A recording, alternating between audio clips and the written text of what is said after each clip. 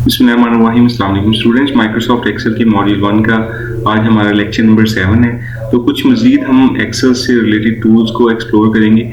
देखिए मेरे पास यहाँ पर कॉलम है जी प्रोडक्ट नेम का, तो किसी वजह से हमसे कहा जा रहा है कि इसका आपने कॉलम का साइज़ कम करना है ताकि हमें शीट जो है उसमें स्पेस थोड़ी सी बढ़ जाए, हमने कुछ और चीज़ें भी ऐड करनी है। तो देखिए हमने इसको साइज़ को कम किया तो हमने देखा कि यहाँ तक इसका साइज़ कम किया जा सकता है, क्योंकि यहाँ पर व्हाइट बोर्ड जो टेक्स्ट है अगर हम ज़्यादा इसको कम करेंगे तो वो हाइड हो जाएगा।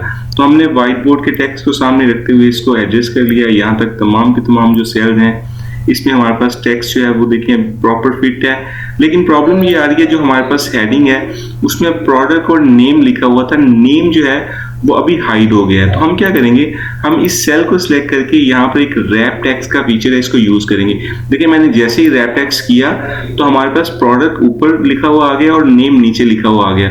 अब मैं यहाँ से इस कॉलम का अपना रॉ का जो साइज है इसको थोड़ा सा बढ़ा लूंगा। मैं इसको मजीद थोड़ा सा बढ़ा देता हूँ। तो देखें हमारे पास जो शीट है उसकी अगर आप बात करें विड्थ की, तो विड्थ उसकी काफ़ी सारी हमने कम कर ली थी, थोड़ी सी हमें लेंथ बढ़ानी पड़ी है।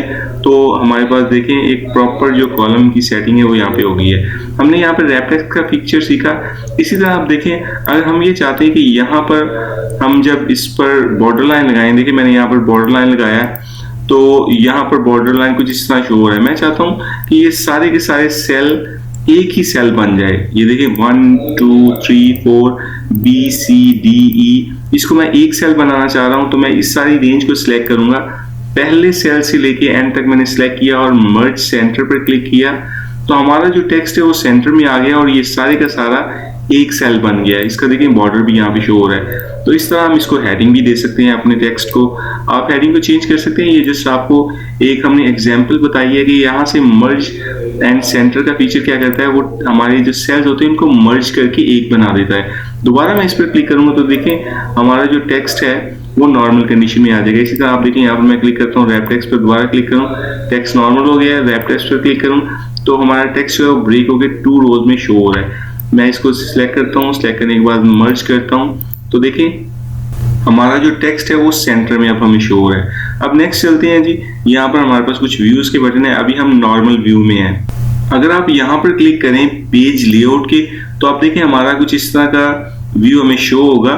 तो इसमें हमें क्लियरली ऑब्जर्व कर सकते हैं हम कि हमारा जो डाटा है वो अभी पूरे पेज पे नहीं है, थोड़ा सा एरिया जो है वो कवर हो रहा है। मैं इसको जूम इन करता हूँ, आपको दिखा देता हूँ। देखें जितना भी हमारे पेज पे एरिया है उसमें थोड़ा सा हमने एरिया कवर किया है। अगर मैं कंट्रोल P की प्रेस करूँ, प्रिंट के लिए एक कमांड होती है, तो आप देखें हमें यहाँ से भी शो हो रहा है कि हमारे पेज पर अभी सिर्फ इतना सा एरिया कवर्ड हुआ है, बाकी सारे के सारा एरिया एम्प्टी है। हम यहाँ पे कुछ लिख सकते हैं। मैं इस एरो पे क्लिक करता हूँ, वापस आते हैं। हम यहाँ पर भी कुछ ऐड कर सकते हैं, लेकिन अभी मैं ऐड नहीं करूँगा। हम नॉर्मल व्यू में जाएंगे वापस। तो हमने नॉर्मल व्यू देखा, हमने यहाँ से पेज लेआउट व्यू देखा। एक हमारे पास एक और व्यू होता है यहाँ पर पेज ब्रेक प्रीव्यू। तो मैं इस पर क्लिक करता हूँ तो देखें पेज ब्रेक प्रीव्यू में क्या होता है, जहां तक हमारा डाटा होता है वहां तक हमारे पास पेज ब्रेक हो जाता है। उसके अलावा सारे का सारा जो पेज है वो हमारे पास सारे के सारे एक्सेल की जो शीट है वो ग्रे शो होती है। तो इसमें से आप कोई भी व्यू यूज कर सकते हैं। नॉर्मली हम नॉर्मल व्यू में ही रखते हैं इसको डाटा को, शीट को बनाते टाइम। तो हमने आज normal view, page layout view, page break preview, ये 3 व्यू सीखे, रैप टेक्स्ट यूज करना सीखा, सेंटर मर्ज सेंटर करना सीखा। आई होप कि ये वीडियो आपके लिए हेल्पफुल रही होगी। ऐसी मजीद वीडियो से अपडेट रहने के लिए भी हमारे यूट्यूब चैनल को सब्सक्राइब कर लें। Thanks for watching this.